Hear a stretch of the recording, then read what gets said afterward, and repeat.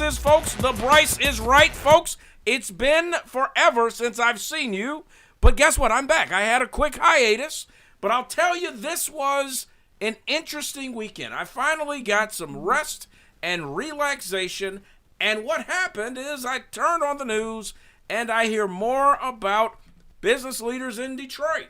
That's right. They're saying that it's time to let employees work in the office again. Folks, I want to hear from you. 313-355-6018. The Brice is right. Is it time for people to actually return back to the offices? Do you feel safe? I want to know that. You see, this is interesting because I've talked to people from all over the state who have said that they just, they want to go back. The weather's nice. Times are rough. And they said that it's time. 25% doesn't work for business owners. That's right, 25% capacity just does not work for business owners. This is an interesting time because these are the times where, let's just call it what it is.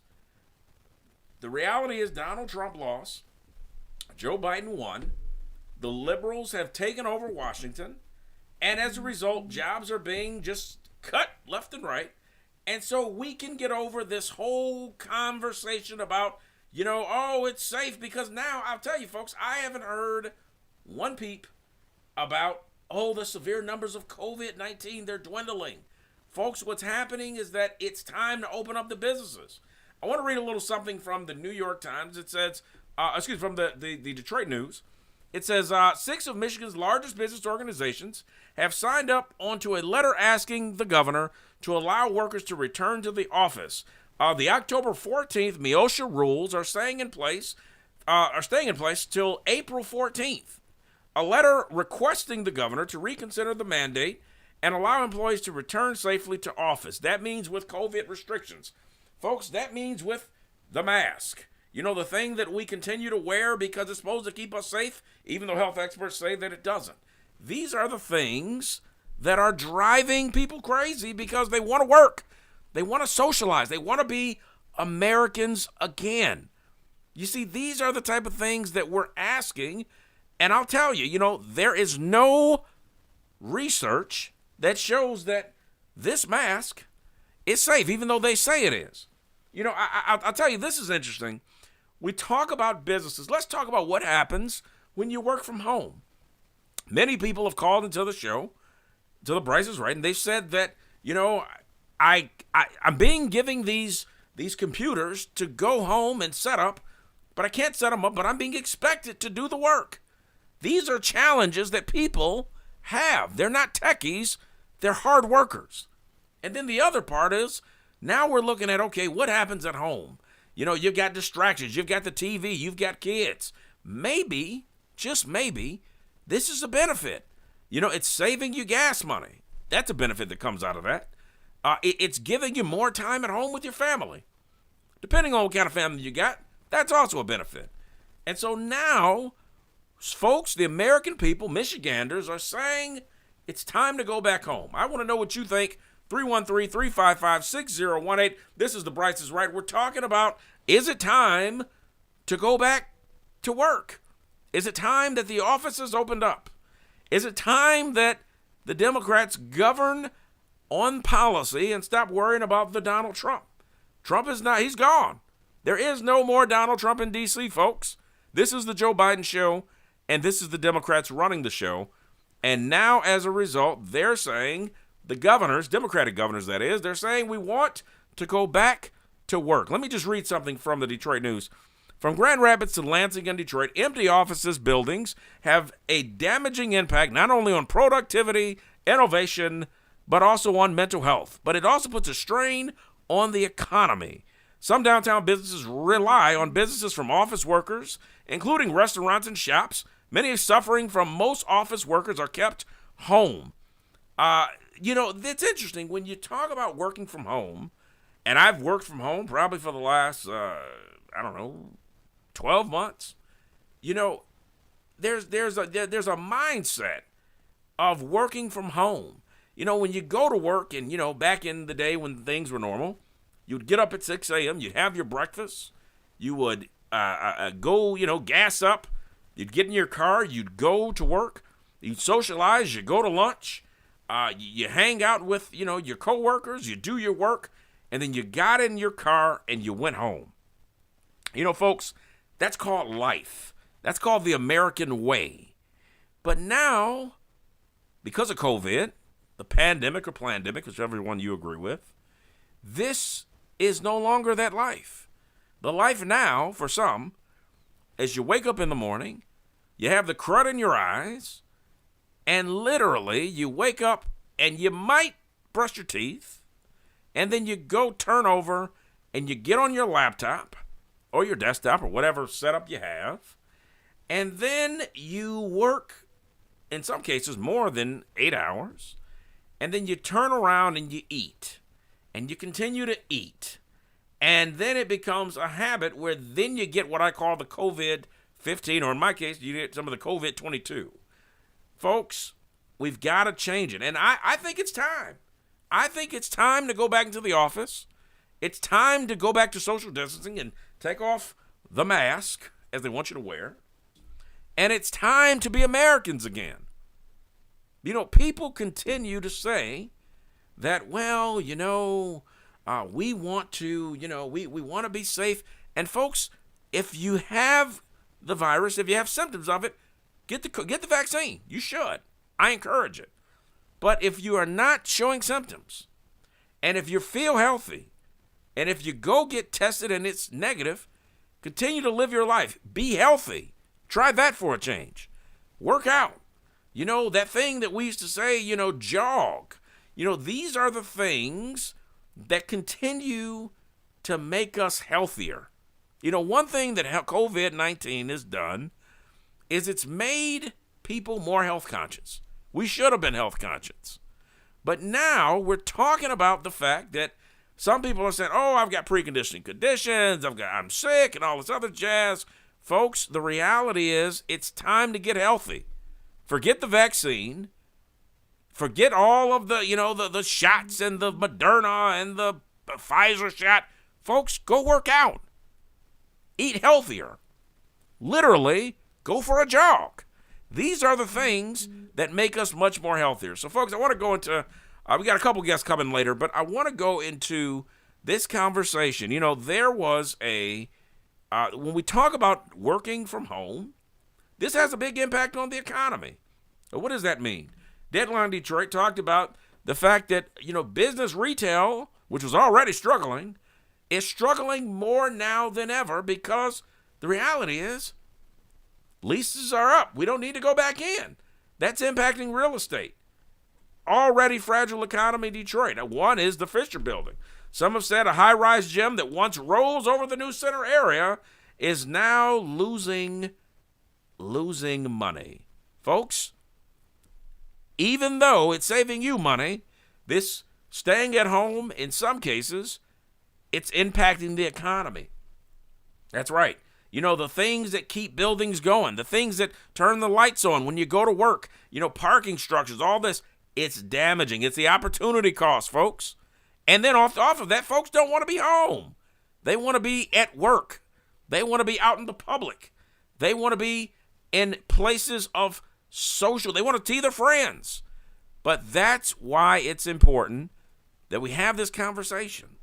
Because now, the fact that you got the corporate community that's fighting back, they're saying, okay, we sat out for a year.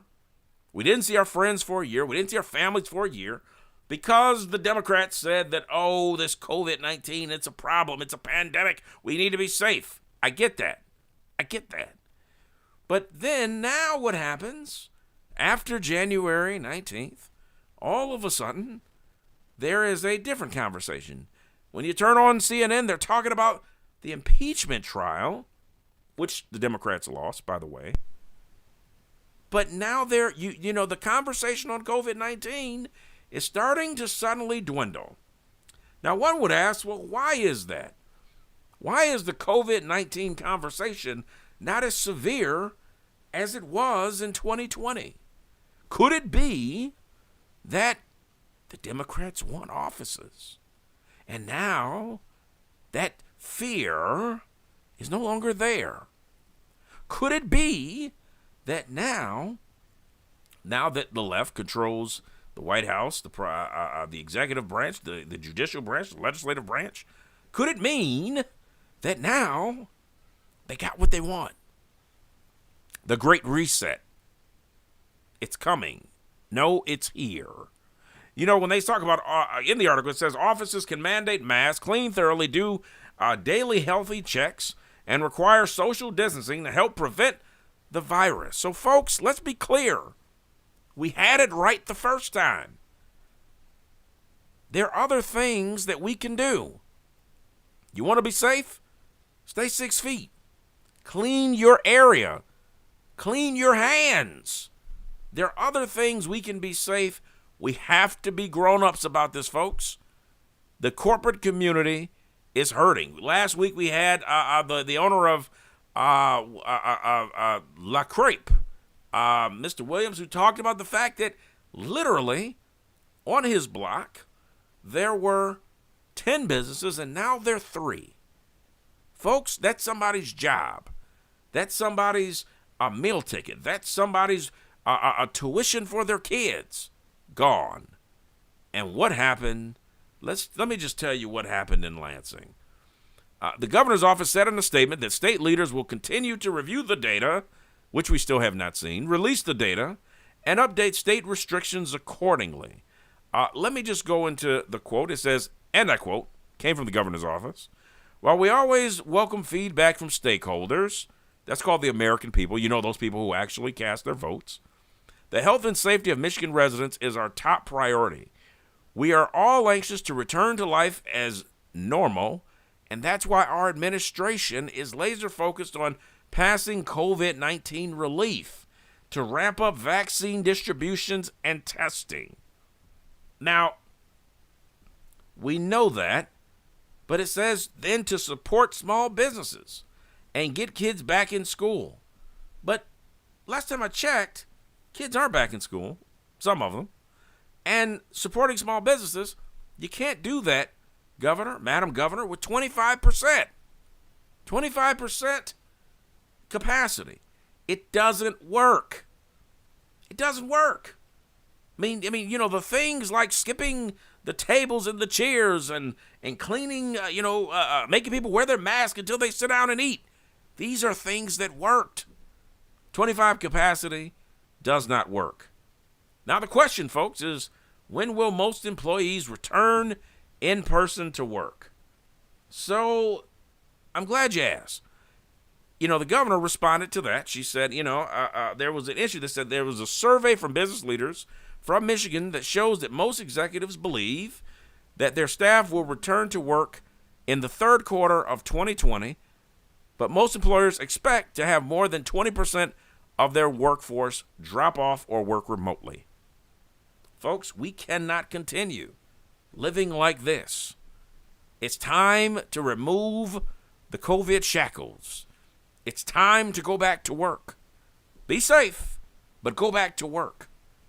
It's time that we focus on getting America back the way it used to be and not this new normal the way some want it to be.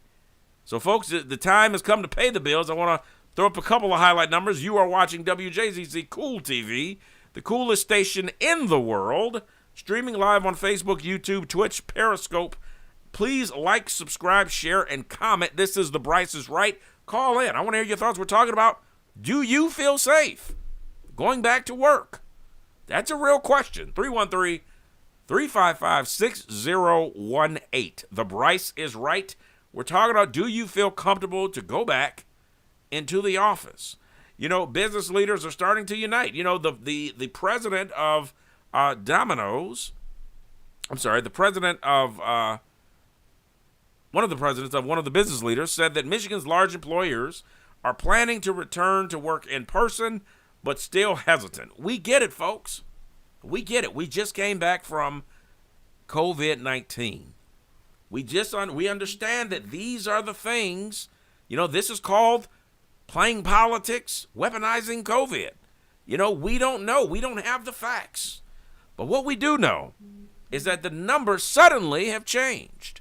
What we do know is that the numbers are, in some cases, are starting to dwindle down, at least according to what CNN tells us. What we do know is that suddenly we don't hear about COVID as much. And now we're still focusing on an impeachment that did not work. That's right, folks. Whether you like it or not, the impeachment of Donald Trump, I find it interesting. They tried to impeach. And let me be very clear, folks. This is not about whether you support the president or not. Fine. Some do. Some of my friends do and some of my friends don't. But this is about a waste of the American people's time. They tried the first year. Didn't work. They tried the second year. Still didn't work. And then they tried on January 6th. They said, we're going to stop the president from ever holding office again. And guess what, folks? It still did not work. I mean, come on, people. This is, how about governing, the same hysteria that they created when they said that COVID-19 was taking over and we needed to all go home and get behind our, get in shelter in place. Well, where's it now? Where's it now? Yet we continue to focus on these other things, like impeaching a president who's already out of office. Folks, this is really interesting when you start to look and ask some serious questions here. You start to say, well, wait a minute. If this is about protecting Americans, then why are we worried about a president who's already been impeached? The reality is that the president is gone. Donald Trump is no longer in office. The Republicans no longer have the majority. It's over. Literally. But the Democrats continue to make it an issue. They said, we want to focus on 2024. But how about focus on 2021? These are the type of things that are just remotely interesting. Let's even look at this. What percentage of employees are working now remotely? 75% to 100% of workers, 38%. Less than 25% of workers at 16%. And so now when you look at it, 2021, we have 5% of people who are actually going back to the office. 57% are staying home. And that's fine. But the reality is, folks, we've got 2024 coming on in. And now we've got the Democrats that continue to focus on an impeached, he was impeached, but he was not removed, president. This is amazing because my thoughts are, I call it the ghost president. We got a guy who lost in November. He's gone. There is no more Donald Trump. Get over it. But unless that the people are saying, well, we want to impeach this president because this is what we need to do. That's right. But people, we've got a country to run. We've got this COVID crisis that supposedly was this big issue, and now CNN barely talks about it. Don Lemon, my friend, yes, I'm cool with Don Lemon, doesn't address the issue. You know why? Because it was all what some would call the plandemic. Joining us, we've got in studio, we've got my guy, Steve Reagan. Steve, always good to have you on, my friend. Hi, Brandon. Great to be here. So, Steve, let's go right into it. We were talking about the fact that, and I'll go into this, we were talking about right now there is the business community is storming because they're coming out saying, we want to go back to work. The governor is saying, well, let's still wait until April. Your thoughts on this? Is this something that needs to be more evaluated, or is this still, in some cases, some say this is politics as usual? Well, Brandon, I think that they're... There you go. We got to put you on the mic there. Headphones. There you go. All right. There we go. All right. Come on in. I think there are two issues here. One is, I absolutely think, and generally I've been supportive of the governor's actions. I think that she took this seriously early on, and I think it's hard to argue that she didn't save lives. But I think we've also got, she needs to be working with Republican leadership and the business community to find a way to open safely. We're at that point now, And this can't be something that's just done unilaterally. I think the Michigan Restaurant Association, the Chamber of Commerce, Michigan theater owners, everyone has been trying to find a way and complaining about the fact that they have not felt that they were represented at the table. So I think we need to have some discussion about that.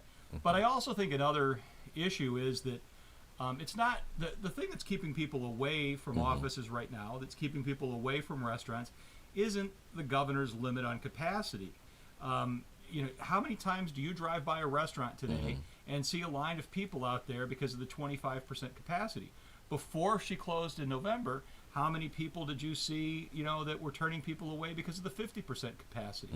I think particularly now that, the vaccine is rolling out, I think a lot of people have decided, I'm going to play it safe until I get the vaccine. And I think we need to focus, on two things: opening safely and getting the vaccine to as many people. I think there's a growing problem, particularly here in Detroit, in convincing people of all economic and racial backgrounds that they need to take the vaccine. Folks, we got a couple callers. This is the Brice is Right. Let's roll it. Caller number 1. Caller, you still there? All right, we'll bring you back. So, this is interesting, Steve, because right now, there's so much information where now, last week we talked about the fact that literally the military, which typically follows suit, said, I don't think I'm going to get the vaccine. And so let me ask you this. Is there still a fear from the general public about not knowing what's in this vaccine that it appears is supposed to be the safeguard to get people through this COVID crisis? Your thoughts? I think there's a lack of knowledge and understanding about the vaccine and the importance of it. I think that the Trump administration only appointed a commission to focus on education and outreach about the importance of the vaccine in early December of 2020. I don't know why the federal government wasn't doing that earlier. You go back to the rollout of the polio vaccine, and that was a difficult rollout, even though we had a president who had been crippled by polio and it was impacting children for generations. So and that was before the misinformation of social media, before the conspiracy theories we've seen today, and before some of the racial tension of the past year. We absolutely should have known that we needed to educate people and work on outreach about the vaccine. So we're starting late, way too late. This is so interesting. I went into this tirade earlier because I talked about the fact that, I watch CNN and MSNBC and, Fox News and BBC and you name it. And before the election, and I got to put it out there, I heard, it's doom and gloom. The numbers are dwindling. They're increasing. And now I don't hear it so much. Now, some have said that was a result of, swift action by the Biden administration. Others have said, well, it's probably a little bit of politics, political theater. Now there's a focus where they're still talking about the fact that the Senate didn't impeach the Donald. Let me ask you this. In your opinion, do you think that it was a waste of the American taxpayers' dimes to focus on impeaching a U.S. president who had already lost in November when we're still supposedly dealing with this COVID crisis? Your thoughts? Personally, I was torn, Brandon. I think that we arrived at a point that we knew the results before the impeachment trial began. If there had been a chance of acting quickly, I think that it might have made some sense. I understand the position that the president's actions deserved a response. I think there is some truth to the statement that if these actions weren't impeachable offenses, what really is an impeachable offense? But I also think it was a distraction. And by the time, after the inauguration, I just think it was, we all knew the results. There was no way they were going to pull enough Republican senators. But I will say that I thought the Democrats did a better job than I would have expected presenting their case. It was compelling, and I think all of us who watched it learned a little bit more about what happened in those that day and in the days leading up to it. Let me segue a little bit. There is a bill, CNN Politics talked about more than 100 bills that would restrict voting are moving through state legislatures. Now, this is interesting because some have said that, there's this fight that if a person is not a legal citizen, they don't have the right to vote. Some feel otherwise. Joe Biden, they're already saying that, there's this amnesty possibility that, he's going to free and open up all these new Americans or new undocumented people in the nation. Is this something that we need to be concerned about? Or, what happens when we talk about, some feel that it's voter restrictions, others feel that it's making sure that Americans, their vote counts first. Your thoughts? I think that voter suppression continues to be the biggest problem with voting in America. Mm-hmm. I find the argument by my fellow Republicans that the biggest problem in elections today was the voter fraud that occurred in 2020 ridiculous when you consider the impact that voter suppression has had on this country and continues to have. And it's generally not Republicans. I think that, but I think, you look at the topics on the agenda for CPAC this weekend. Yeah. It's clear that this narrative has impacted a lot of people, that a lot of people are believing it. This is the first time. So, folks, if you're out there listening, I used to attend CPAC every year. I had front row seats. I was a rock star at one time, few pounds earlier. This is interesting that this year, normally it's in Washington, it was in Florida. Clearly, the president lives in Florida. Is this a battle cry that says that, 2024, could we see the Donald again? I heard someone today say it used to be a Republican conference. It's now a Trumplican. Yeah. When I watched it, I remember saying, wait a minute. It's in Florida. And if you look at it, CPAC, just for you folks who may not know, CPAC was really a place where all Republicans, conservatives, libertarians, whatever you were, came together to talk about how to move forward. I ain't seen none of that, and so this is interesting that this is the first time that it almost seems like this is it reminded me of a Trump rally, and I think that's interesting because now we're talking about gearing up for 2024, which is interesting because I'm thinking, well, wait a minute, we still got to get through 2021. But 2024 is really the headline, and some have said that the president, former president, could make a bounce back. Now this is interesting because I'm not sure that, I think, I don't know. I don't know what to think. I think there is a situation where now, what happens? Is the party fractured? I think it is, and you look at some of the topics this weekend. One of the topics is about what to do about the failed states of Georgia and Pennsylvania, and it's all about their election results. Mm-hmm.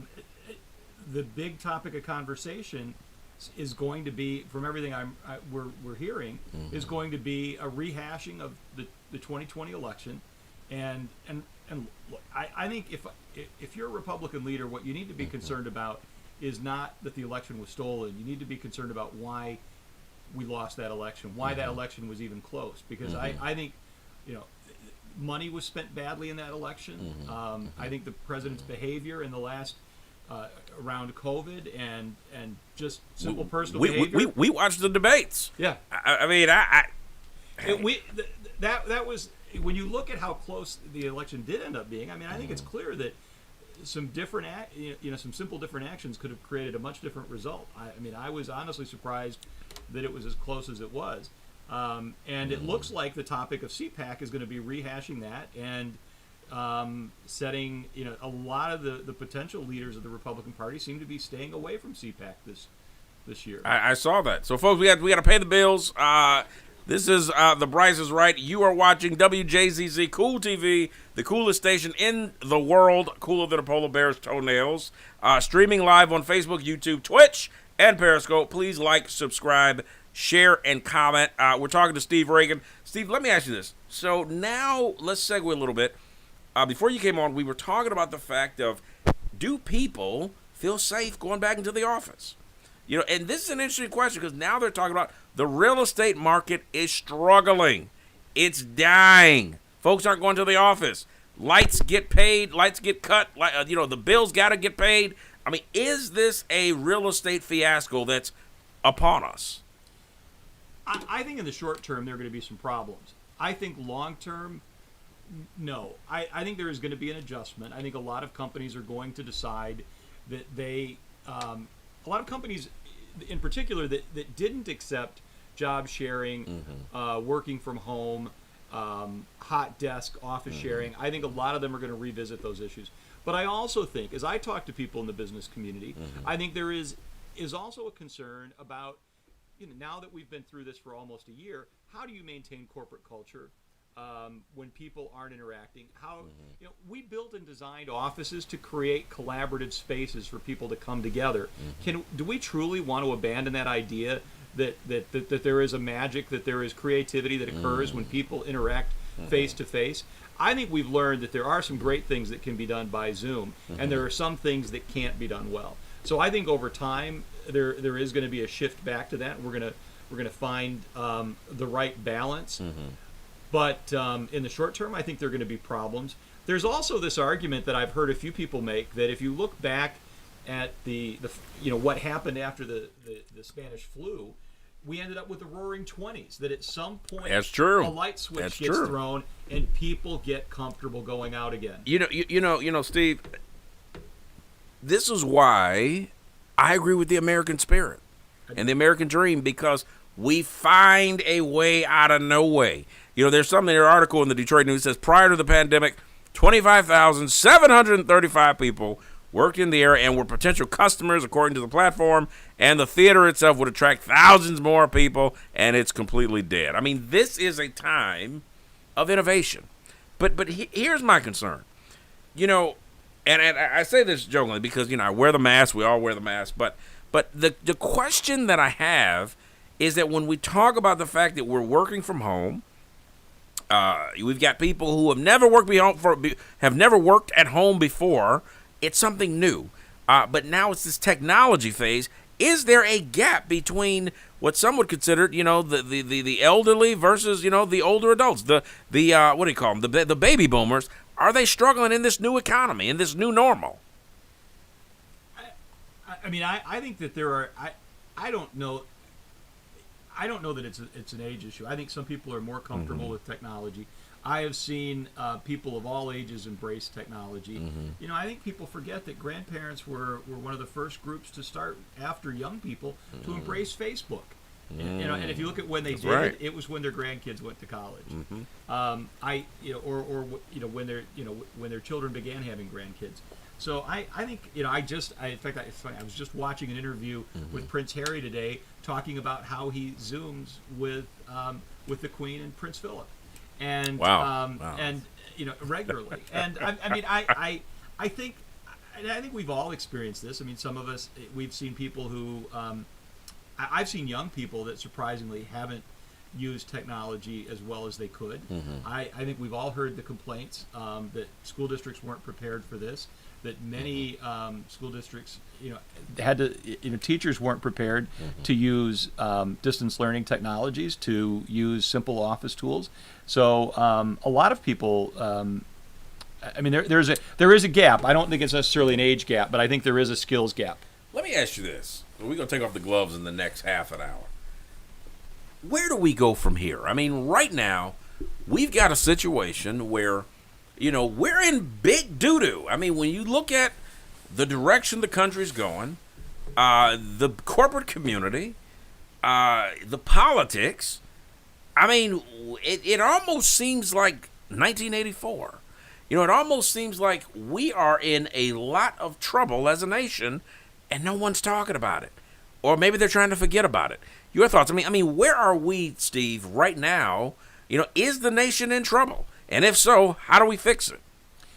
Brandon, I've been involved in 2 surveys recently. One of the Detroit corporate community asking about their outlook for philanthropy in the next year. And one is an annual survey that, through my role with the Association of Fundraising Professionals, that I've worked with a colleague, Mike Montgomery. He's been doing a survey for the last 12 years on the fundraising climate in Michigan.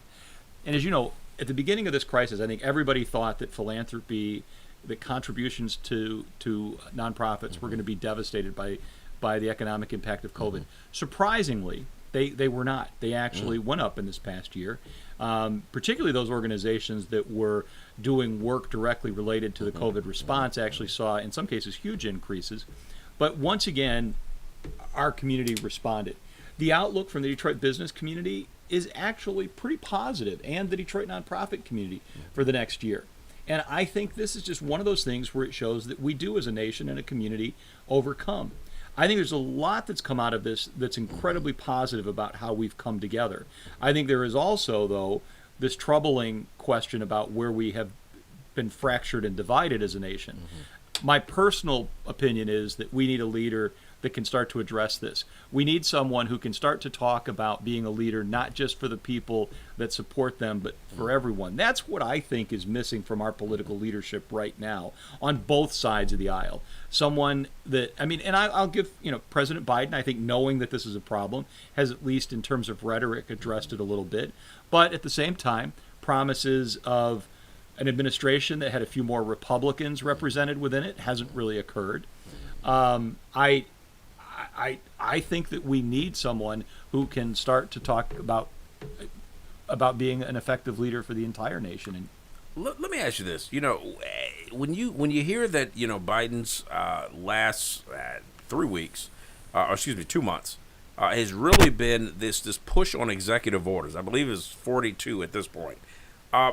Can you govern? What does that mean when a leader of the free world governs with using executive order as opposed to negotiation?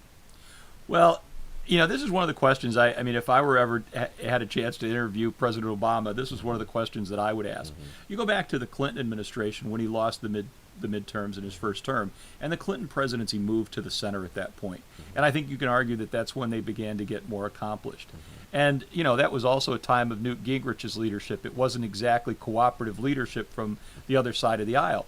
But, they managed to arrive at a way to compromise and legislate. I think in the Obama administration, we really picked up the pace in terms of executive orders.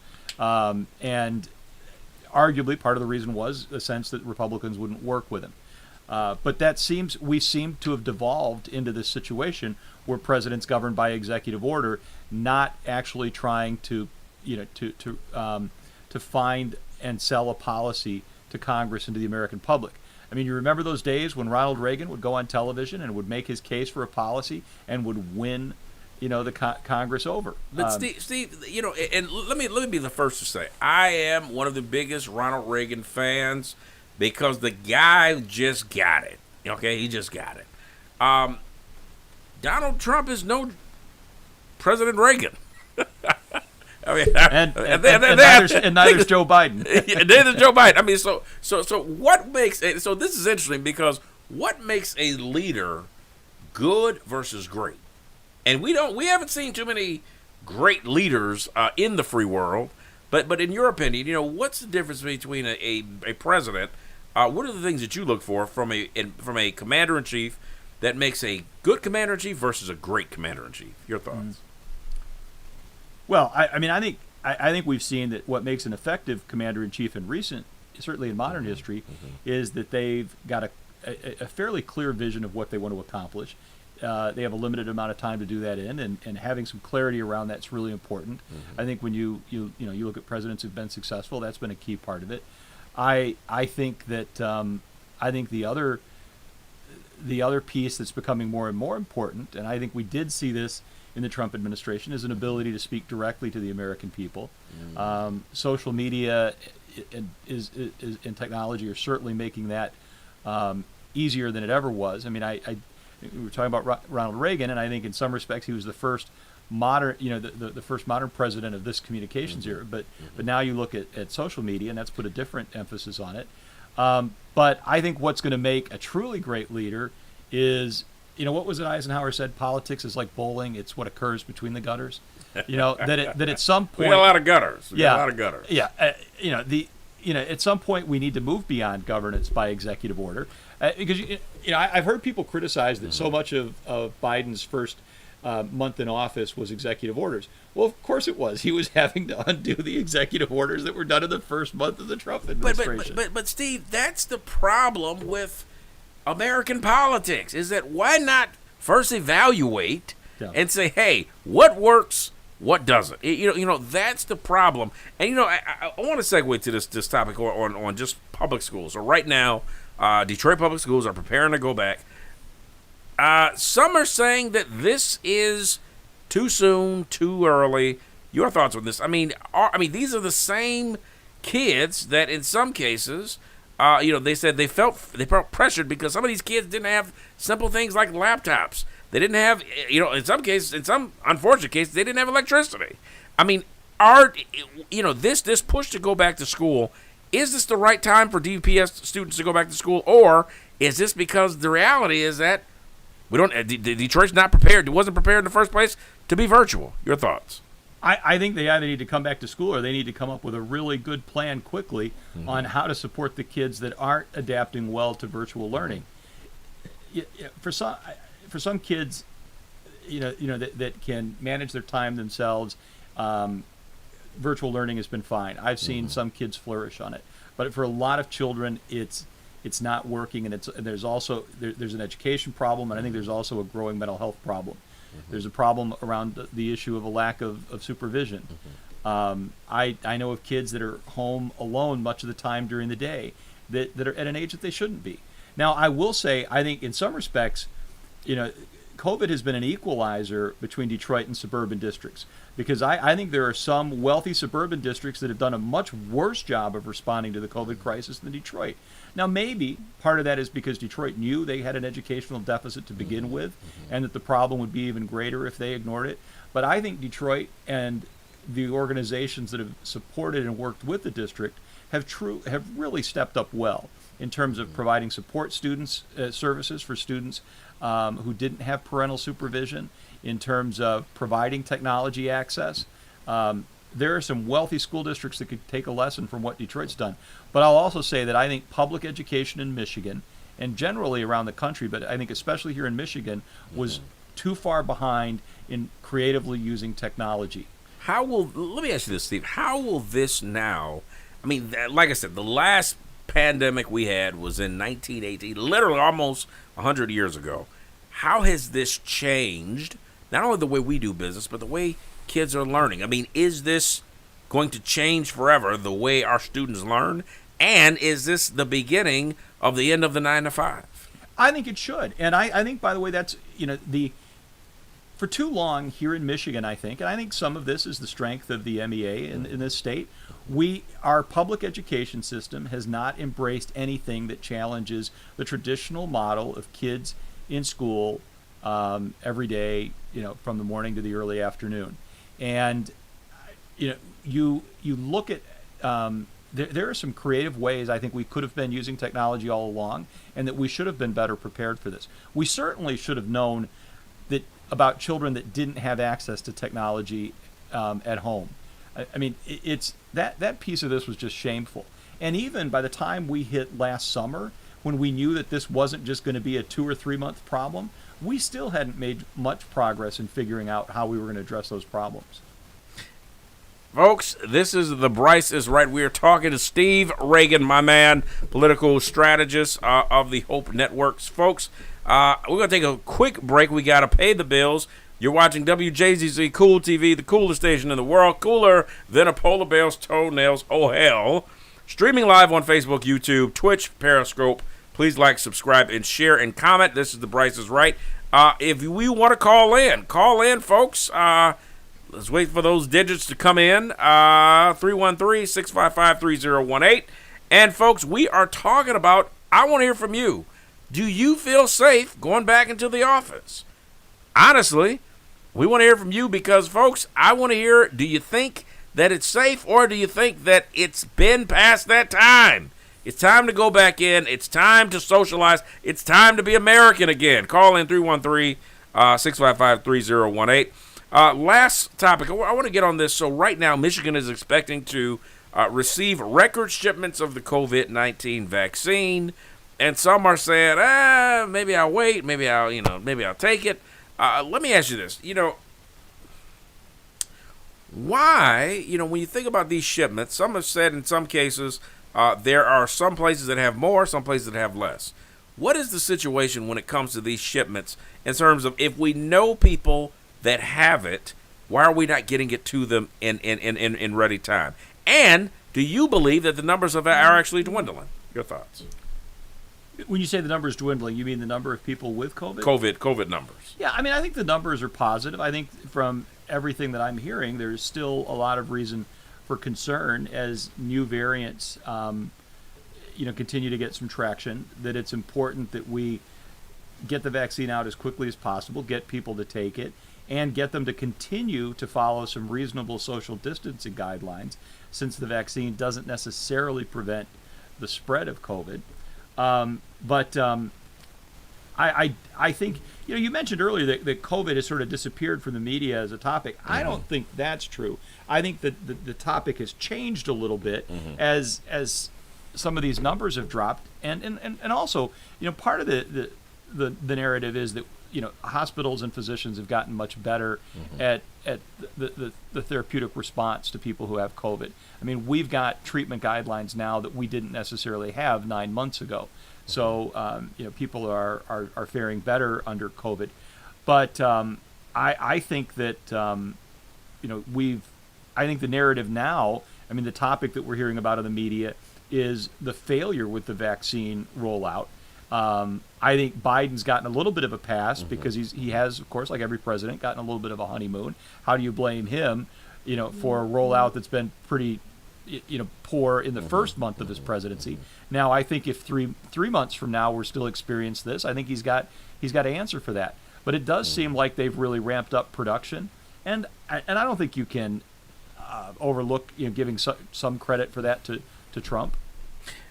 Well, this is interesting, and I won't, this is, and I'm very careful with this. This is the Joe Biden show. The Republicans are no longer in control in Washington, which leads me to say there was a report that came out today that talked about a Michigan man, always coming from Michigan. Whenever there's issues, it always starts back in Michigan. That said that a Michigan man wants to start this third party called this Patriot Party. Now, this has been the big, news, Steve, about, Republicans are dead, we need to start a new party. I want to get your thoughts. Do you think, what would happen if there actually was a Patriot Party, third party formed? Would this be the end of the Republican Party as we know it? Your thoughts? I don't, I've thought a lot about that. I think there are certainly Republicans like myself who've worked 30 years or more for the Republican Party that have a long history of commitment to conservative, traditional Republican values, free enterprise, less government, strong national defense, a strong and principled foreign policy that supports values of democracy around the world. I think that a lot of us feel that the Trump presidency is disassociated from some of those values. I think there still are a lot of those traditional Republicans. I think that some of this is a continuation from when the Tea Party really began to gain strength in the Republican Party. I think that there is a schism developing. I think we all heard the exchange with Liz Cheney about CPAC the other day. I think it's very clear that there is a growing division within the leadership of the Republican Party, and I think within the rank and file as well. I think if the Republican Party wants to be a true party of majority, that if it truly wants to be a big tent party, I think it needs to get back to its true conservative roots. I'm going to close out with this. We were talking about the vaccine earlier. Now they're talking about vaccine passports, which some are saying this is unconstitutional, unethical. Your thoughts? I mean, folks, imagine if you literally had to carry a piece of paper, your vaccine passport, that actually said that either you were free of COVID or you were not to travel to even a place as simple as Toledo. You can't leave the state without these passports. Your thoughts? Let me ask you this, Steve. I mean, is this unconstitutional that says if you don't have this piece of paper, let alone travel across the country or across the world, you can't travel from state to state? Some have said this is the beginning of the unconstitutional effort. Others are saying it could happen sooner than later. Your thoughts? I mean, I worry about that. I do. I think that we're going to see some form of this happen. I think you and I know that there are companies and nonprofits here in the community that are already making decisions about whether they will continue to employ people that don't take the vaccine. I think that's going to happen first in healthcare organizations. Vaccine racism. Yep, you're going to see it in schools. I think that there's been a lot of talk that that you are going to. I mean, a year ago, I think people would have balked at the idea that they might not be able to go into a venue without taking a COVID test. You may have seen on the news that the Barclays Center in New York reopened. I did. And everyone who goes inside has to take a rapid COVID test. Now that would have shocked people a year ago, or even maybe 6 months ago. But I think that our our tolerance has changed a little bit. I think that we're certainly going to see other countries require that.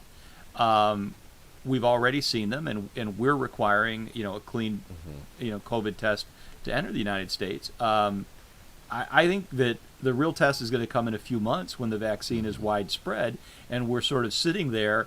If we don't address this issue of getting more people to take it, I'm sure most of our listeners have heard, as you and I have, the statistic about nursing home that's been trumpeted a lot in the media lately, that about 80% of nursing home residents have taken or are willing to take the vaccine, and less than 40% of nursing home employees, even though they're incredibly vulnerable and are working in a very in a hot spot for COVID. We do, whether there is a passport or requirement, we have the potential, if we do nothing about this country growing into the haves and have-nots around vaccine. And it's going to be divided by race, and it's going to be divided by education, and it's going to be divided by income. Folks, this is the Brice is Right. We got about 3 minutes left. I want to stay on this topic. I call it vaccine racism. That's what it is. Because it's saying that you can't leave your home without it. And we're not talking about a credit card. We're talking about your vaccine card. So in other words, what the federal government is saying is if we don't stick you, you can't make any money. But that's what we're saying. But Brandon, if we do nothing, what happens? If we do nothing, we end up with get healthy. Well, drink your orange juice and your vitamin D. But if we do nothing, we know that based on the data that we're seeing right now, that there is going to be a division in terms of access to in terms of who takes the vaccine and who receives and which communities receive the benefit of it. And it's going to be divided by race, income, and education. There will be racism around the issue of the vaccine and public health if we don't do anything. Now, I would rather address this through education and encouragement than enforcement. That's why I think that's what we need to focus our efforts on right now. I don't think anyone is going to try to. I think employers are going to hold back on this until the vaccine is more readily available. I think between now and then, we need to ramp up our education and awareness campaigns dramatically. Steve, real quick before we go, are we going to see a slew of lawsuits from companies that say, if you don't get your COVID shot, you got to go? I mean, do you think that's going to create a whole legal hysteria of staying employed if you say, I don't feel comfortable taking the vaccine?